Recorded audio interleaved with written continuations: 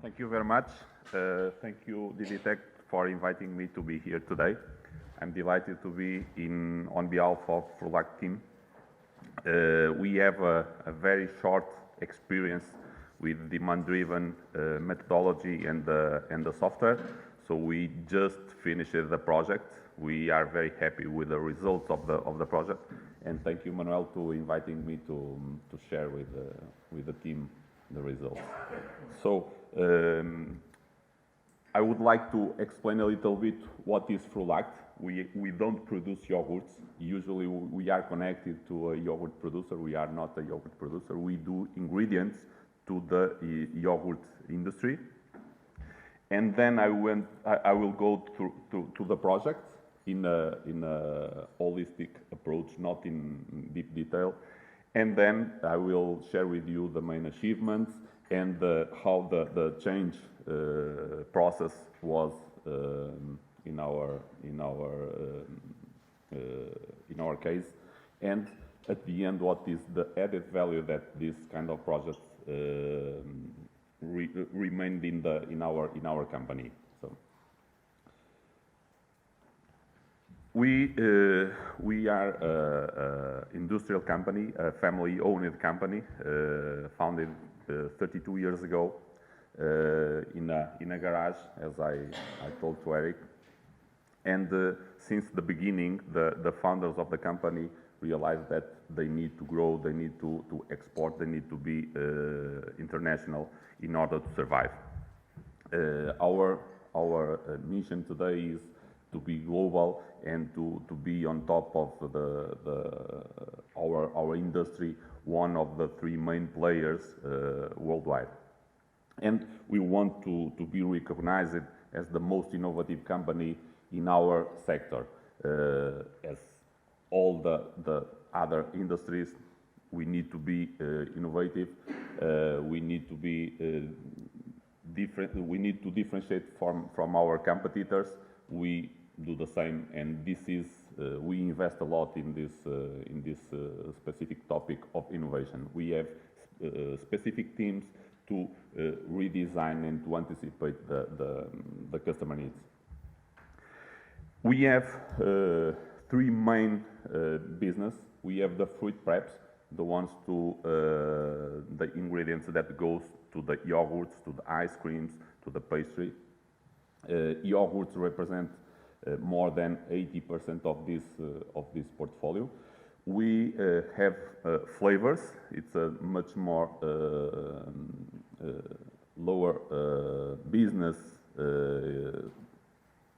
Actually, we start this business 4 years ago, and since this year we are developing plant-based products. It's a trend, this kind of products, and we are producing these base products to not to substitute, but to be an alternative of the based yogurt from milk. This is a new trend, the natural, and all of this new demands from the customers to be healthier and so on and so on. So my presentation is focused on the fruit preps. Is still our core business, and is still the more complex operations that we have. So the example that we'll show you is regarding this activity, the fruit preps. These are some of the brands that we work for. Some of us know very well these brands. Some other brands produce yogurts to the retailers' brands, and they are all the world. This is a chart that try to present you where we are on the supply chain. As I mentioned, we produce the fruit preps to go to yogurt as an ingredient. The fruit by definition, is a seasonal raw material, and our job is to convert this seasonal raw material in a non-seasonal ingredient for our customer, and for us as a consumers of the yogurts, we don't care if the strawberries grow up in January or December. Doesn't matter. We want to have a yogurt with the same flavor, with the same maturity, feel exactly the same all over the year. And we have two kinds of plants. This kind we call it the first stage processing. That means we receive the raw materials from the fields, for example, the strawberry, and we need to remove the leaves. We need to remove all the foreign bodies that could not be in the process in yogurt, for example. And then we store these raw materials in frozen warehouses, in chilled warehouses, depending on the type and the raw material. And then we produce the fruit prep to go direct to the customer. In this case, on the second stage processing, we do it on a make-to-order basis. Why? Because here, as you can imagine, we have large lead times. Depending on the crop season, we can talk about 8 months, 10 months, or 2 months. Depends how far we are from the crop season. And from here to here, we can be talking about 30 days, 40 days, 50 days maximum. So we sell our products in this kind of totes, 1,000 kgs capacity, and our clients use these products in their yogurts. So you can imagine how many yogurts 1,000 kgs could be used in yogurts if we assume that each yogurt could use 25 grams, 30 grams maximum. So if we make a mistake on a product here, that will reflect immediately in all the supply chain till the end consumer. And if we do this kind of mistakes, this is very dangerous for these brands that sell this kind of products. And when I mean mistakes, I mean foreign bodies that could be acceptable here, but also the microbiologist issues that can raise from here, since all of these are organic ingredients that are dormant till here because of the storage conditions, but as soon as they go to the yogurt, they have the perfect conditions to develop and to be contaminated, because the base of the yogurt is the right source of food for these microorganisms.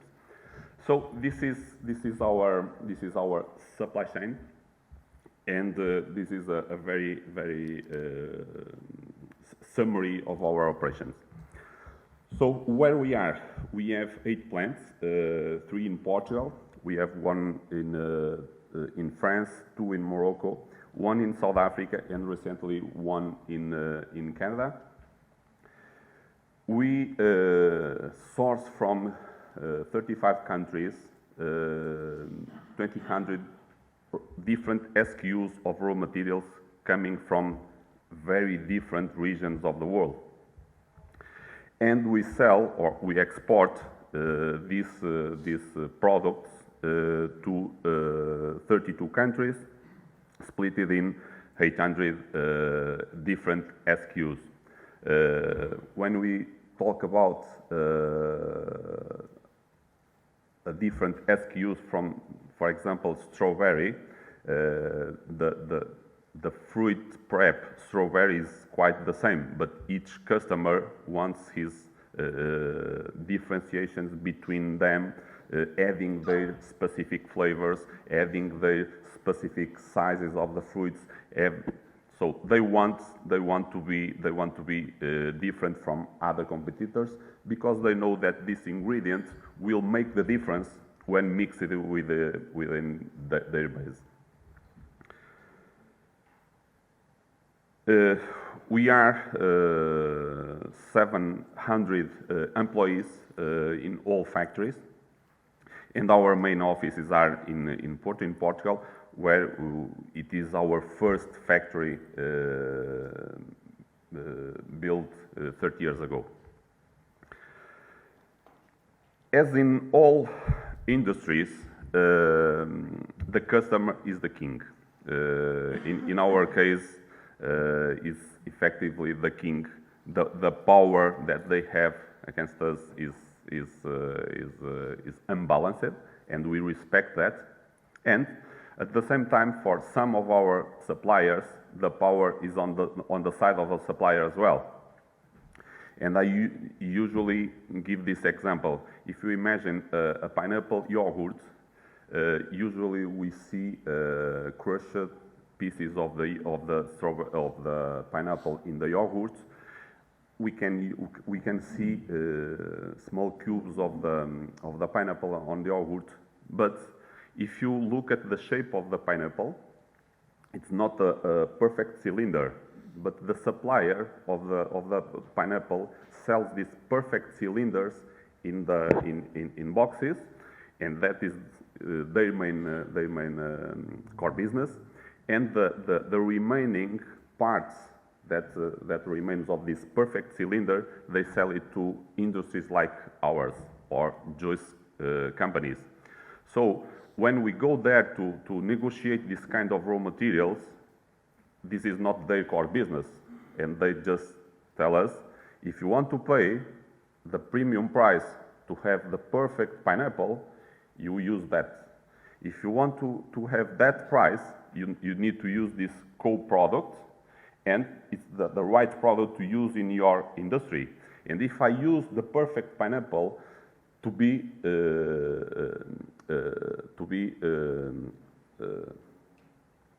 transformed in pulp, I'm wasting a perfect raw material, and then at the end the customer will not pay this quality of the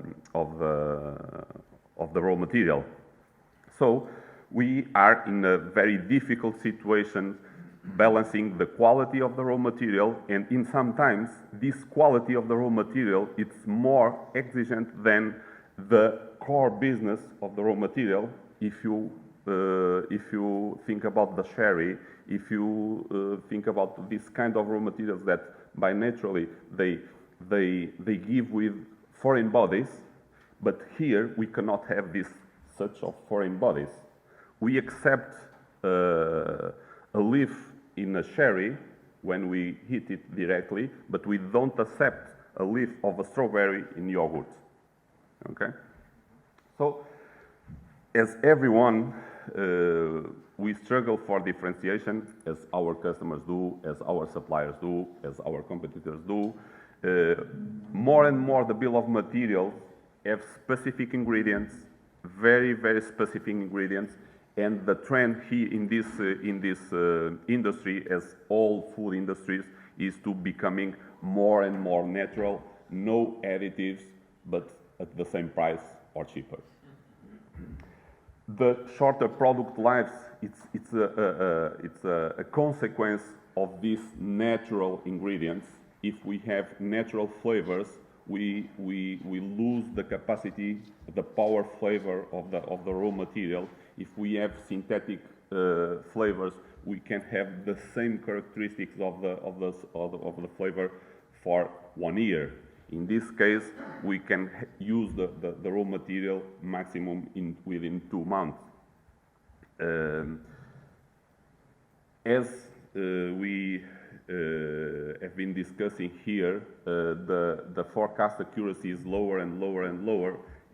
It's common to all industries, and at the end, the competitiveness and the quality of the product is not negotiable, because the competitor will do exactly the same, or at least they will promise exactly the same. We have a revenue in 2018 of 115 million euros. And a great part of this, as you can imagine, is raw material and raw material fruit. And this amount of revenue came from 20% came from new products. That means other 20% of products leave us a tail of raw materials, of old products that will be wasted during the year. And again, we reinvest 2.8% of this revenue again in teams, in new ingredients, searching for new technologies to compete in this innovative market. On top of that, as we are in different countries, in different continents, we need to deal with the compliance. And the compliance in the food industry is very, very demanding. We have this, it's not the exhaustive list of the certifications that we have, but BRC for the Anglo-Saxonic markets, FSS 22000 and ISO 22000 is related to food safety. That means every product that we put on the market, on the supply chain, we need to respect the procedures, and we are committed with the food safety. So we as a consumer, if we are injured by a yogurt or something that we eat, and that could put us in risk, we are responsible because it is supposed to respect these procedures. On a more vertical markets, we need to be product certified, and that means GMO-free. We are very demanding in Europe, being GMO-free. In US, not so much, but it's becoming. It's another trend, the biological products or organic products. We need to certify in order to identify that these raw materials came from organic production, and these need to be identified as a different SKUs. Halal products for North Africa, and kosher products for Jewish community. So this is the glance, and with this brief presentation, I try to explain you some variables that we need to deal. And some times ago, I met Manuel, and we start some discussions regarding the implementation of this methodology. And the first image that I saw, it was this one. Then I searched the methodology in the Google, and this graph raises a lot. And I immediately thought if this was discovered within Frulact, because this represents very well our reality at the moment. And then Manuel promised me this.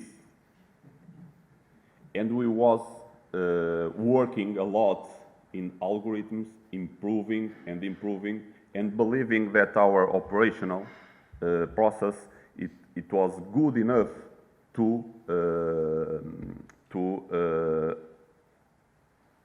have this. So having this, we truly believe that we have this. Why? Because we have difficult variables, because we are in the constraints that we cannot avoid. We started, after a few discussions, we started the project, and Manuel and his team asked us to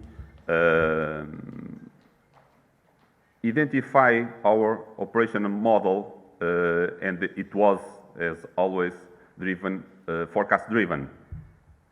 And we have very clearly identified this level that I realized in these 2 days that this is the strategic level. And of course, we do this doing the forecast.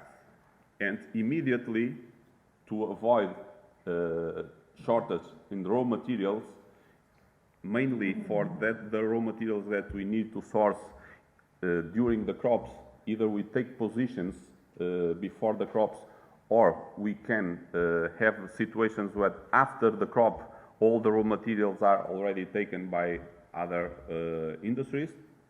So as soon as we have this yearly forecast, we go to the supplier agreements.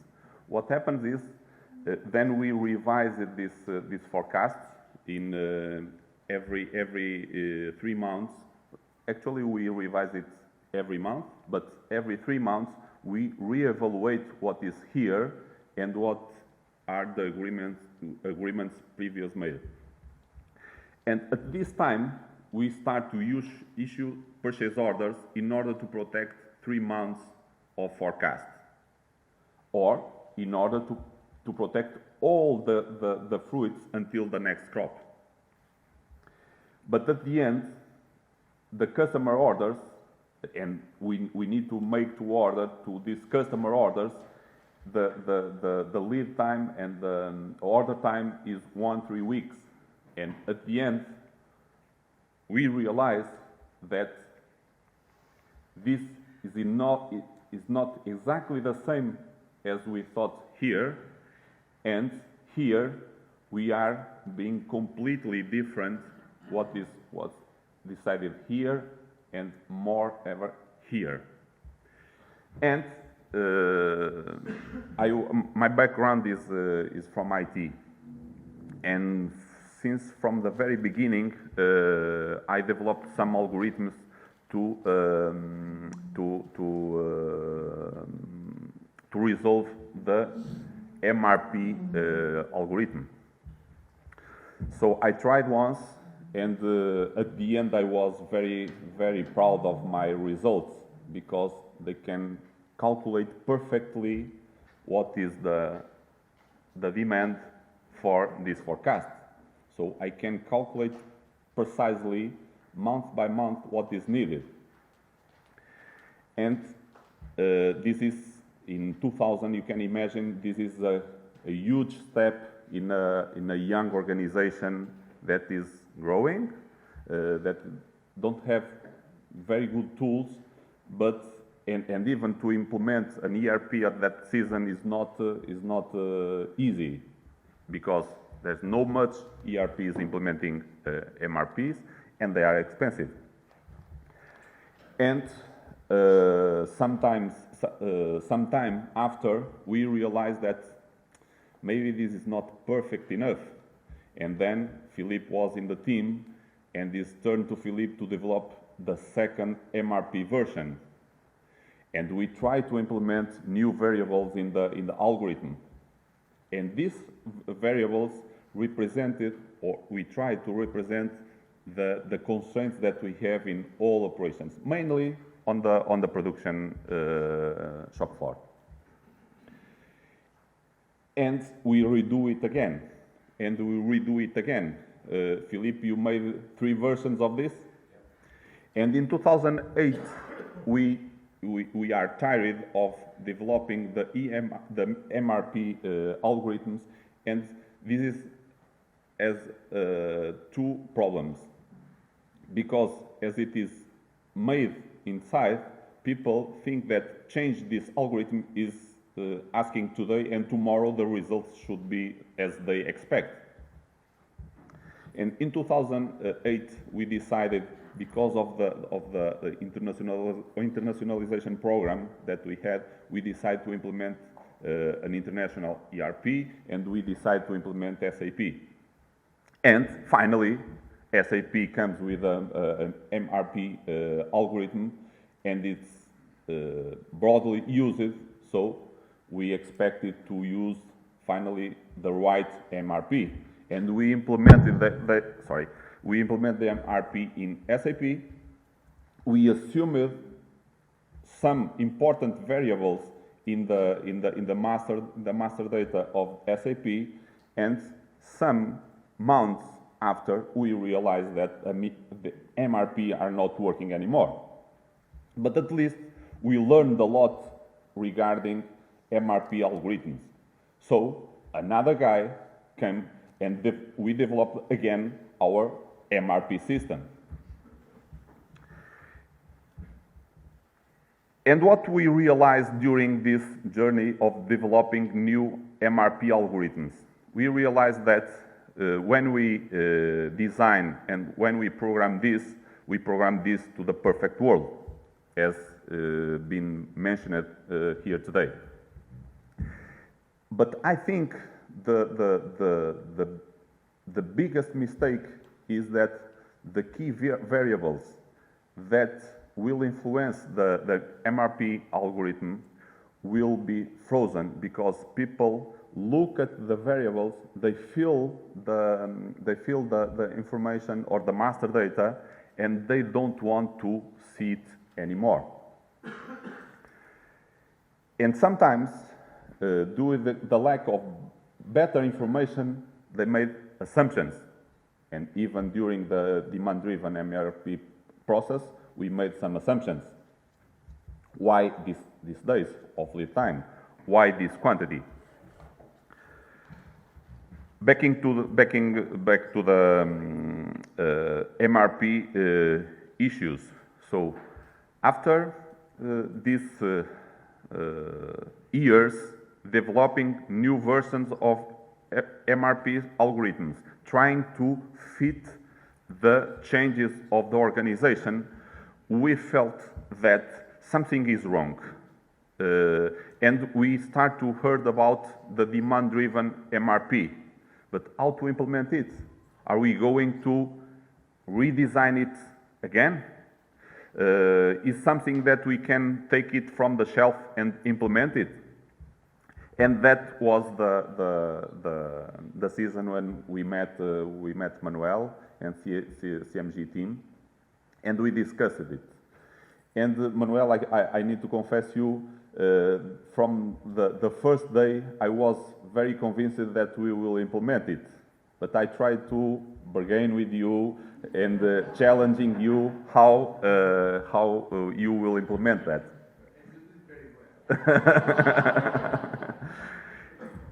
But from the first day, we realized, me and Philippe, we realized will be this. As you remember, on parallel, we still work putting some artificial intelligence here to have a better forecast, because if we have a better forecast, and at the end if it is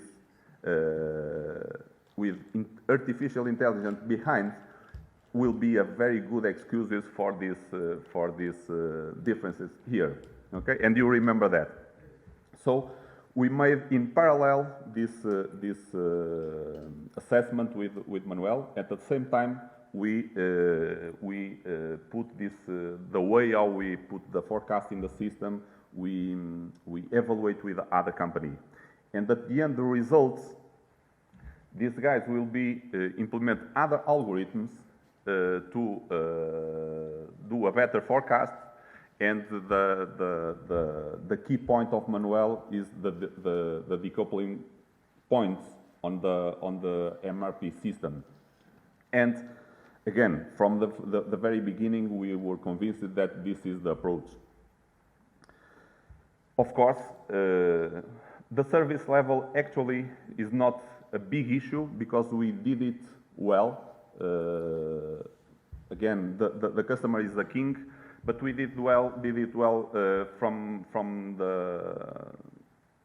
during the time. But this urgent transport costs, the obsolete inventory, and the storage costs were rising and increasing and increasing and increasing. And this affects directly our EBITDA. It is one of our KPIs to monitorize.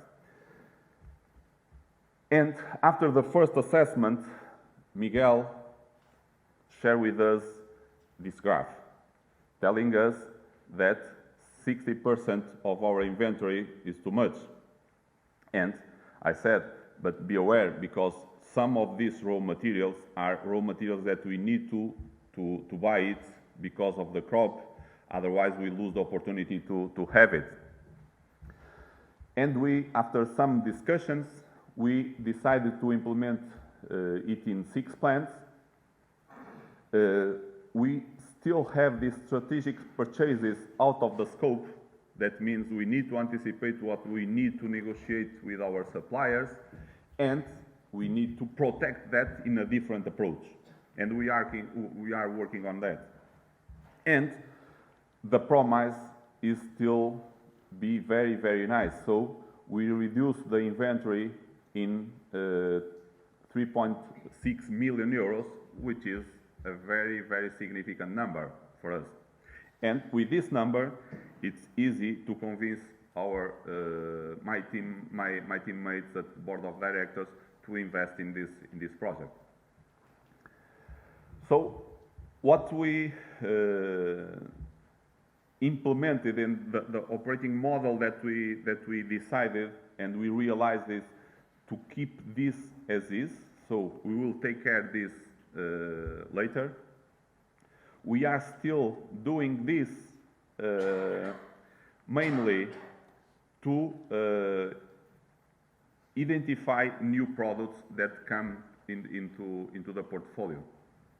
And we realize that the main variables that we need to deal with is to take care of the MOQs and manage that better, take care of the lead time and evaluate this better. We need to understand that there is some coconuts that came from Philippines, or pineapple that came from Thailand, and that take time since the moment we issue the order to be delivered in our facilities, that take time and is variable. So we decided to put the decouple point here, and the average daily usage is based on 6 months consumption, real consumption, 3 months rollover forecast, again to identify new products. We don't believe in all the quantities that customers tell us here, but we need to take care. Otherwise, sometimes they will be correct. And if they are correct, they give us the correct quantities, and we fail, we are in trouble. And then, again, we still make to order to answer to the customer orders. After 5 months project, and during this again, Miguel reminded me yesterday that we were modeling. We don't go deep in the how we divided the buffers, which kind of buffers we decide to implement. But during some sessions with Miguel, Miguel modeled this very well in the Excel sheets, and with the team. And the great job made by Miguel is discussing SKU by SKU what is inside the methodology, what need to be outside, and if outside, why. And after the Excel sheets were made, we discussed when to implement it. And as you remember me yesterday, Philippe was saying, let's do it from January. And I said, why not tomorrow, in October? And I said that because I realized we have been already briefed about the replenishment plus and the approach that we will implement it. So we realize that it's not intrusive. The way we are implementing it is not intrusive for our process. So we don't have any risk, aside the time investing on that, to starting it tomorrow, just to see the results. and let's see the results. Otherwise, we will still are analyzing the Excel sheets. We don't see the results, and we will be till today discussing the modeling and the decisions to put in the Excel sheet or not. And after 5 months of projects, we started immediately in three plants and some plants later. So this is all the companies together from in this case from October, and this is a graph taken by our dashboards that we use it to follow the stock management and other KPIs. And as you can realize, till January, our stock levels decrease. And from February, they start to increase, and then they decrease again.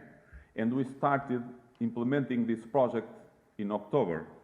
And again, with the team, I said, remember, because we are implementing a tool, and we will be evaluating the results of the tool, but we are in a season where typically our stocks will decrease without big issues. So naturally will decrease. And why? Because the most raw materials are bought here. We take the stock till here, and then we start to consume. Okay? This is the effect of fruits. So the results are very, very good, and we went to other company by company. For example, this is in Portugal.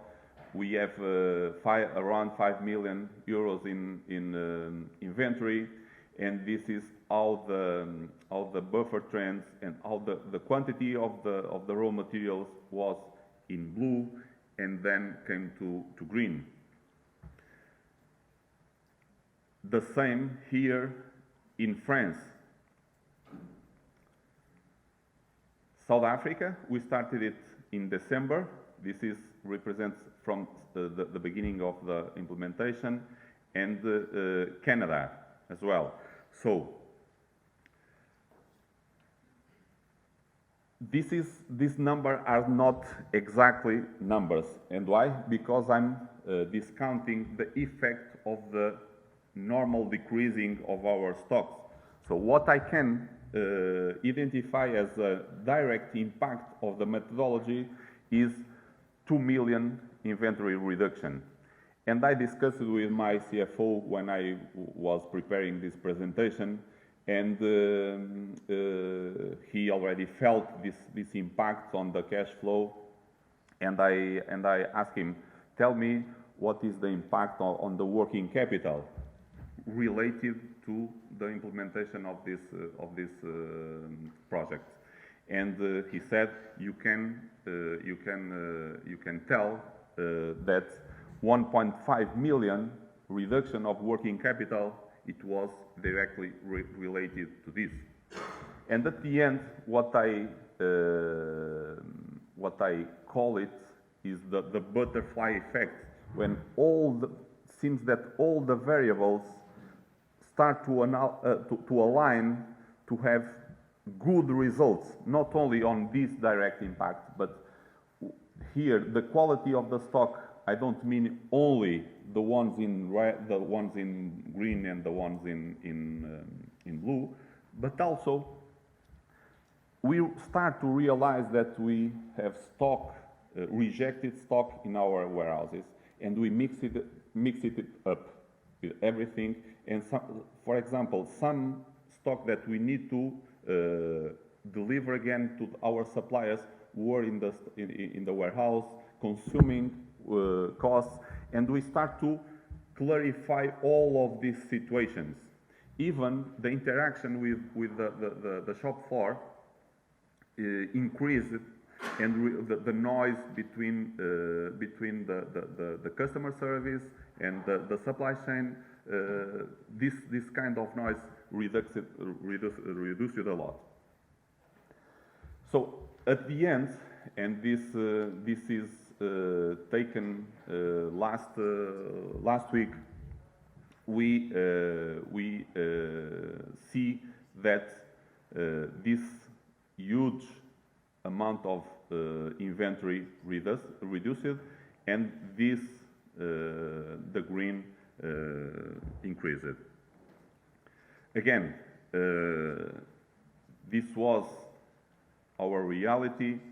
This was the promise that Manuel made to us, and at the end, I need to agree with Manuel that you were right. No matter if this is fruits or rubber for tires or other parts. So I'm almost there. Just a few comments regarding this change journey. In our case, to this project, it was very easy. I was involved since the beginning. I understand the problem a few years ago. So I need this, and I need the team implement this, and the team. They understand that something is wrong, something is in that black box of the MRP system that is not so good. So after our first training sessions with CMG, they realized the power of this new approach. So, and we start to implement it immediately. So before we feel that we have one map to go from this point to that point, but aside we have a lot of different maps, different versions of this map. And they try to issue the orders as soon as they can in order to avoid the notices that there is a shortage of raw material, and the immediate cause is the lack of order to the supplier, and that is the supply manager responsibility.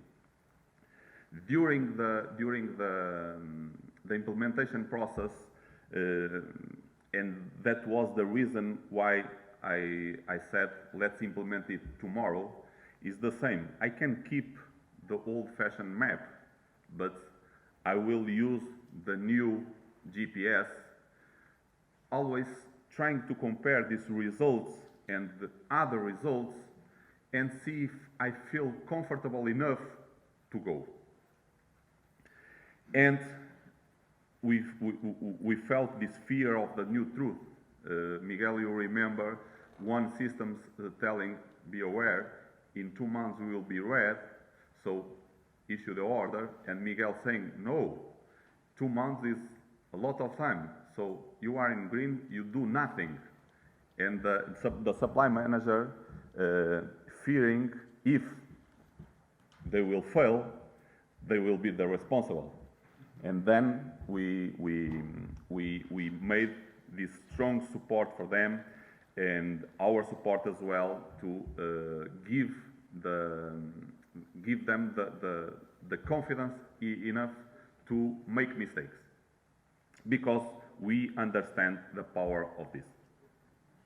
Of course, the communication of the goals, not only for the supply chain team, but all the other teams involved, they need to understand. We didn't explain them with the results that we want to achieve in order to do not put too much expectations on this, but it's just to do different. And at the end, we feel that they are almost in self-guided vehicles. They are confident when they need to react. And right now, when they need to react, they feel that they can always overrule the system, and that gives us the power to still drive their vehicles. And at the end, we are having their commitment to have the right inventory and not to issue the orders as soon as they can. The added value, and I'm almost there, the added value of this project.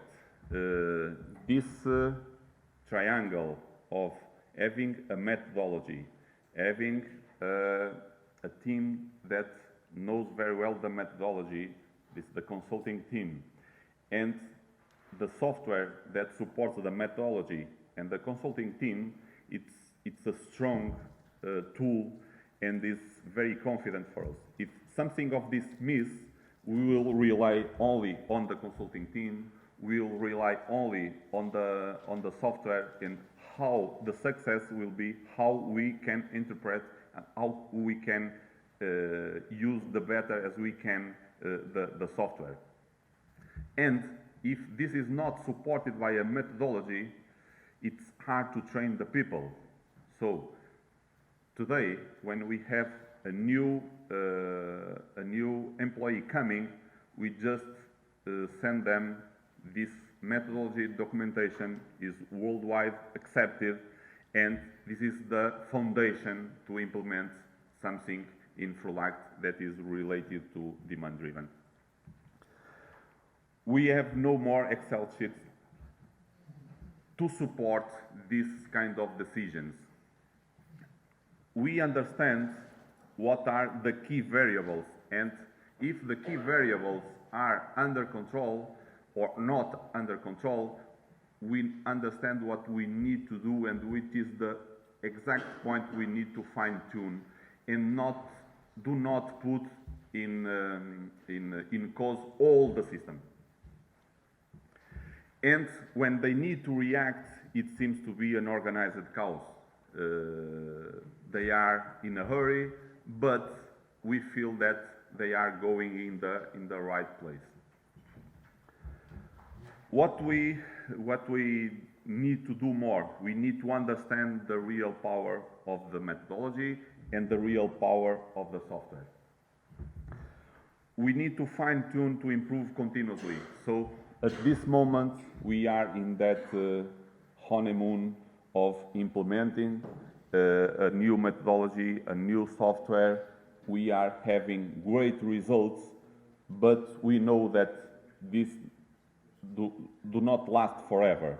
The variables will change, and we need to be alive to and aware to identify and work to fine-tune what we need to be done better.